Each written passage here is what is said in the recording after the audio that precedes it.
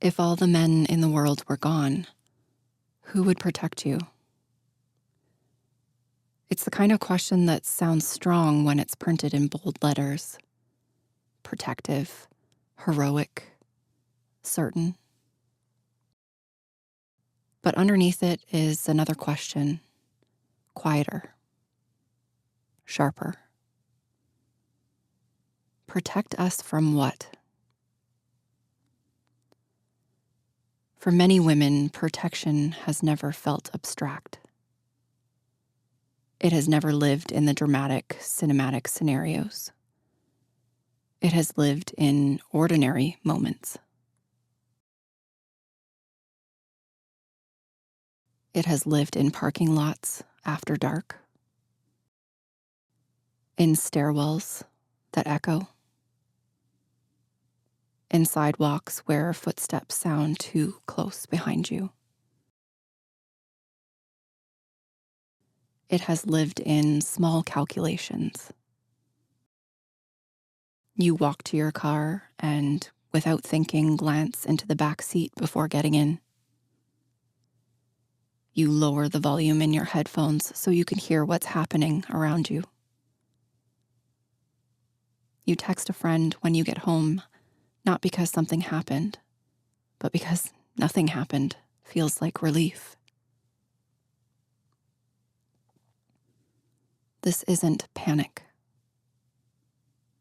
It's practice. There is a difference between fear and awareness.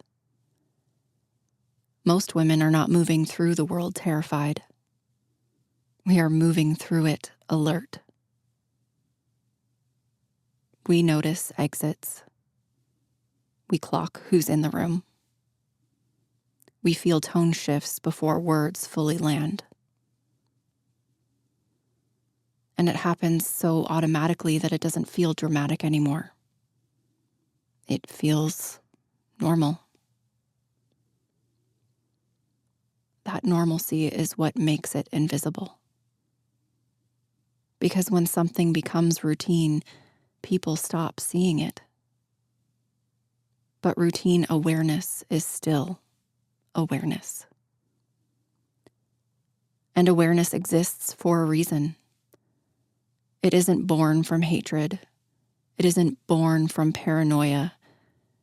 It is born from repetition. From stories passed down. From experiences shared quietly between friends. From moments that were not that bad, but still stayed with us. The comment that lingered too long. The stare that didn't break. The hand that remained after you stepped away. The compliment that felt more like a claim than kindness. You should smile. You'd look better if. Relax. It's just a compliment. On the surface, these seem harmless, even flattering. But context changes everything. When attention feels entitled instead of invited, it shifts. When commentary on your body feels automatic and unearned, it shifts. When saying no requires strategy instead of simplicity, it shifts. Unsolicited comments disguised as compliments don't feel like admiration. They feel like access. Like someone decided your presence was open for evaluation. And when you say you're uncomfortable, the discomfort is often negotiated. You're overreacting. He didn't mean it like that. It's not that serious. Intent is defended. Impact is minimized.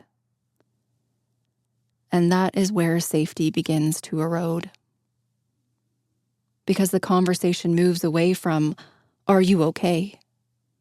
and toward, "Are you sure you're not being too sensitive?" Women learn early that discomfort is negotiable, that politeness is expected, that firmness might escalate something we don't want to escalate. So responses soften. We laugh, we deflect, we exit quickly. Not because we are confused, not because we don't know what happened, but because we are calculating risk. Risk is rarely about the single moment. It's about what the moment could become. That constant calculation is exhausting, and it is largely unseen. It's deciding whether to make eye contact, whether to respond, whether to confront, whether to ignore.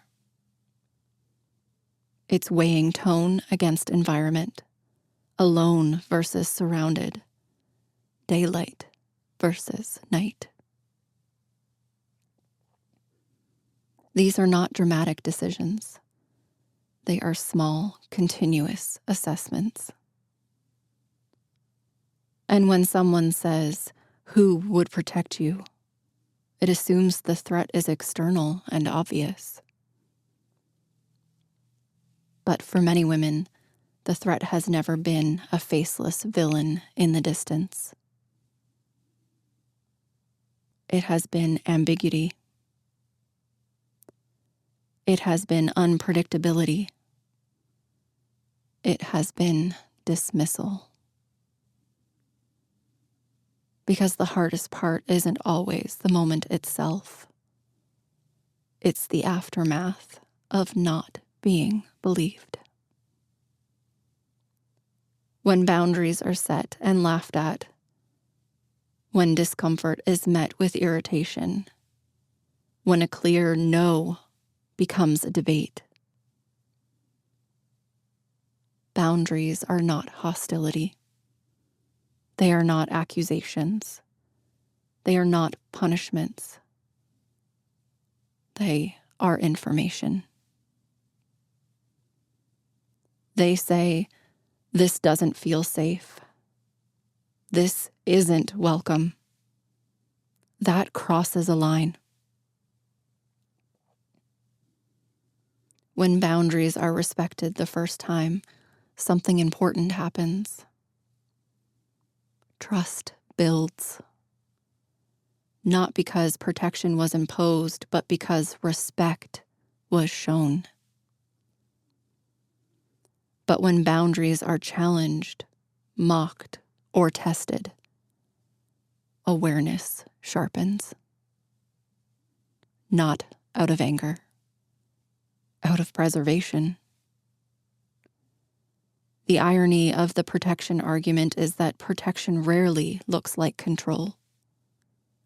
It looks like listening.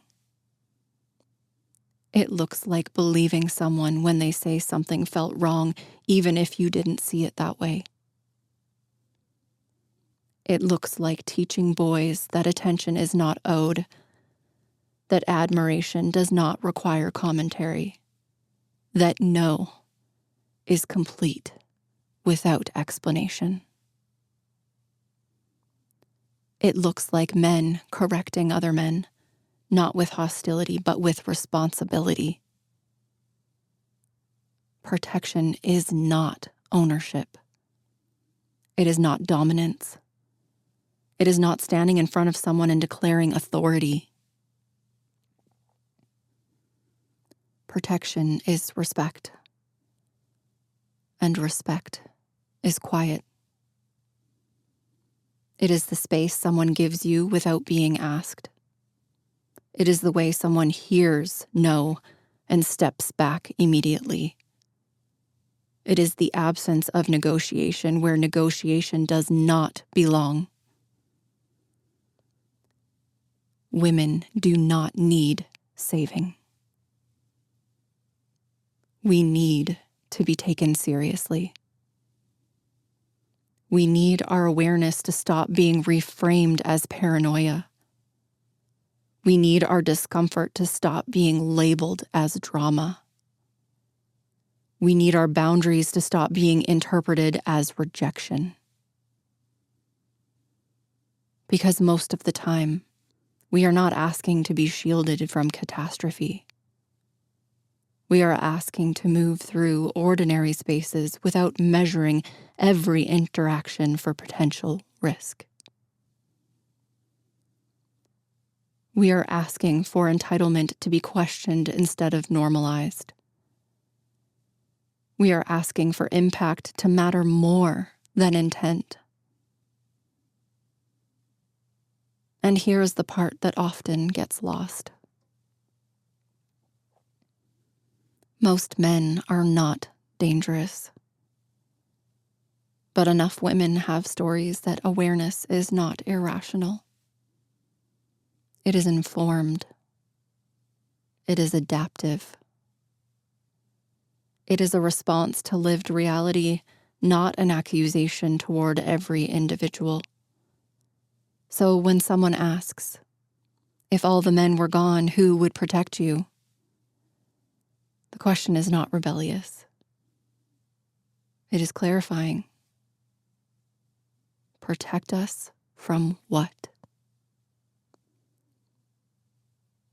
Because safety does not come from being guarded like property.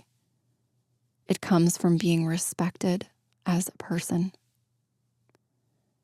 And respect cannot be forced. It cannot be declared. It cannot be claimed on someone else's behalf. It has to be practiced. In everyday moments, in small interactions, in how we respond when someone says, "That made me uncomfortable." Protection is not about standing over someone. It is about standing beside them, listening when they speak, believing them when they describe their experience, honoring boundaries without requiring explanation. That is what creates safety. Not possession, not posturing, not pride. Respect. And respect is something we build together, quietly, constantly, and without needing to announce that we're doing it.